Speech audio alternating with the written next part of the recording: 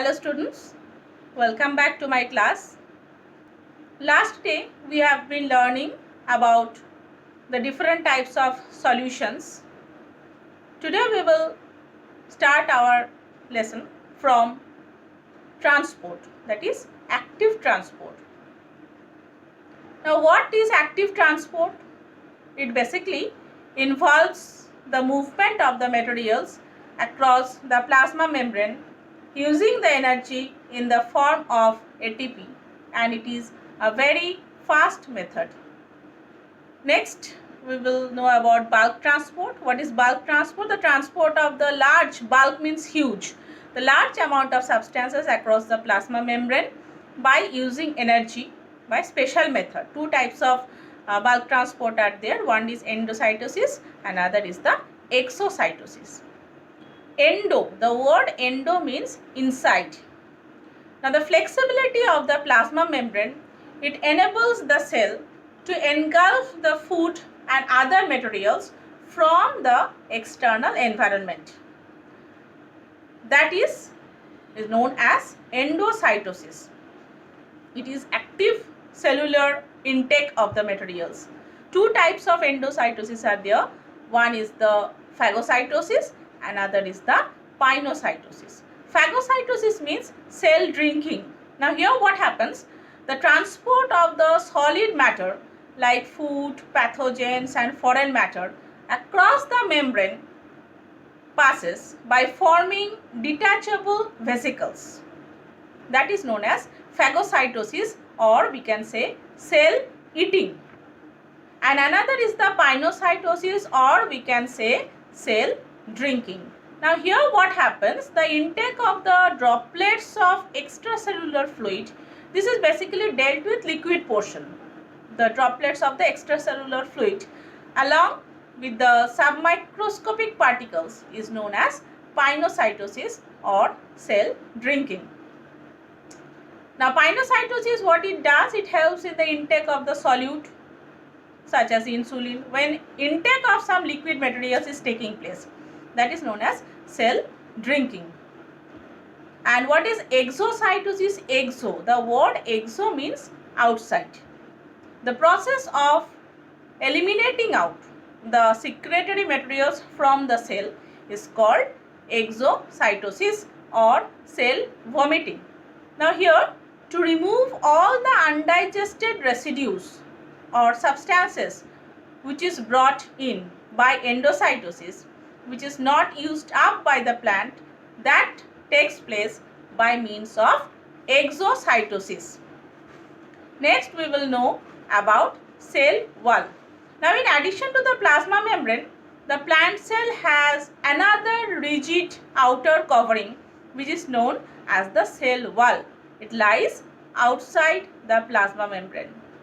The cell wall is non-living and it is freely permeable. Means it allows only it allows all the substances to pass through the cell.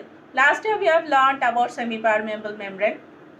Semi-permeable means it allows only few substances to pass through it. But here this cell wall, it is non-living and it is freely permeable. It allows all the substances to enter and leave the cell. Now different functions are performed by the cell wall in plant. Cell wall is present only in the plant cell, not in the animal cell. Different functions which are performed by the plant cells are: first one, it provides mechanical support to the plant. Now if the huge storm comes, cyclone, now what happens? All the plants basically does not fall. Some plants are there. Don't think about the extreme conditions of Amphan. It is too much. Not that type of strength the plants have. Most of the plants will had been uprooted due to that. But normally it provides mechanical support or mechanical strength to the plant. It controls the shape and size of the cells. It protects the cell from the osmotic pressure which is taking place within the cell. Otherwise the cell will burst up. Or it helps in the translocation of food and other substances also through the xylem vessels or through the tracheids. This is also done by the cell wall. Another function of the cell wall, it plays an important role in cell expansion. Cell expansion means expanding the cell. The cell has to expand to grow and to perform different functions. So for that, the cell wall, it plays an important role in the expansion of the cell. Cutin and suberin, which is present in the cell wall, it prevents loss of water by the process of evaporation. Now during evaporation, if too much water loss will take place, then what happens? The plant will wilt, the plant will die. So cutin and suberin are waxy covering of the cell wall. If you observe any plant cell, stem or the leaf, in the stem what happens? It is waxy, it is smooth structured. Have you observed it ever? Observe it today only. The waxy layer or the waxy covering is due to the presence of the cutin and the suberin, and that prevents the extreme loss of water vapor during drought. And it also protects the cell from pathogen. Pathogen means attack of different types of virus or bacteria, so that the plant does not easily get affected by diseases. Understood? Now next part is plasmolysis. Now if plant cell is immersed in hypertonic solution, we have learned last day about hypertonic solution, hypotonic solution, isotonic solution. Now if a plant cell is immersed in hypertonic solution, what will happen? Water will diffuse out of the plant cell. Why? Because the concentration of the water molecules in the cell is more than that of the outer solution.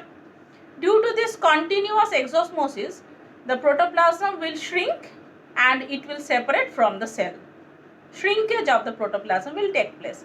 The protoplasm will be crooked. It will be very small in size, and that will be separated from the external covering.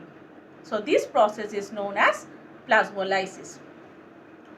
Next, we will know about nucleus. Nucleus, you know, it is the most vital and important part of a cell. It is the most essential part of the cell. It directs and controls all the cellular and all the metabolic activities of the cell, and that it is termed as the control factory of the cell. Now, it was first discovered by Robert Brown in 1831. Now, how does the nucleus look like? The nucleus is basically dense, spherical, or sometimes oval in shape also. It is placed in the center of the cell, means it is placed in the middle of the cell, or sometimes due to the presence of the vacuoles, due to the pressure of the vacuoles, it may also be placed towards one side of the cell. Now nucleus is bounded by two membranes. It forms the nuclear envelope. Nuclear envelope, it encloses a space between two nuclear membranes, and that is connected to the system of the membrane known as endoplasmic reticulum. The nuclear envelope is perforated at intervals. Perforated means it has very small opening or hole. So this nuclear envelope encloses the nuclear sap or nucleoplasm. Nucleoplasm is present. Apart from nucleoplasm, nucleolus is also present within the cell. Nucleolus may be one or more than one in number, and it is generally spherical in shape. It is very large structure. They are very large in the cells that activate the protein synthesis. Now, what is the function of this nucleolus? Basically, it synthesizes and it assembles the RNA. RNA, you know, ribonucleic acid, and numerous molecules or numerous proteins make up the ribosome, and RNA is helpful in the synthesis of the protein within the cytoplasm. Apart from nucleolus, chromatin material is also present within the nucleus. Now, what is chromatin material? How it looks like? Chromatin material is a thin thread-like structure which is composed of DNA. DNA means deoxyribonucleic acid, and also protein. Protein means here histone protein, Histone, histone. Now, during cell division, what happens? The chromatin threads, they condense and they form rod-shaped structures, rod-shaped chromosome, and each chromosome has two similar chromatids. Chromatids, it contain the DNA, and it basically takes part, basically takes a vital role in passing the genetic characteristics from one organism to the other. Like you exhibit some characteristics as your father, or you may exhibit some characteristics from your mother. So these are transmitted from your parents to you by means of these hereditary characters or genes, we say. And the quality of the gene, it will vary greatly in different kinds of organisms, because all the different organisms have different characteristics, and DNA basically it stores all the information which is necessary for the cell metabolism. Now chromosomes, what are chromosomes? Chromosomes we say as the messengers of heredity. Chromosomes are thin thread-like structure, contractile structure known as chromatin thread.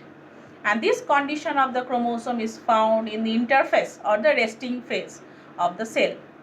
Now in the chromosome matrix, there are embedded spirally coiled threads which are known as chromosomes. Okay, or these threads basically are known as chromonema in singular, or plural we can say as chromonemata. Two symmetrical chromatids are present, and each chromosome contains two symmetrical chromosomes tied at one end at a one midpoint by a junction which is known as centromere. So this centromere is the connecting link between the two pairs of chromosomes. Next we will know about the functions of the nucleus. The nucleus plays a very vital role in all the metabolic activities of the cell. Now if the nucleus is removed from a cell, what will happen? If the nucleus is removed, the protoplasm will ultimately die and shrink, and the nucleus regulates the cell cycle or the division of the cell, and other is the it is related to the transmission of hereditary characteristics from the parents to the offspring. Thank you till this much today. We will continue the remaining portion in our next class. Thank you.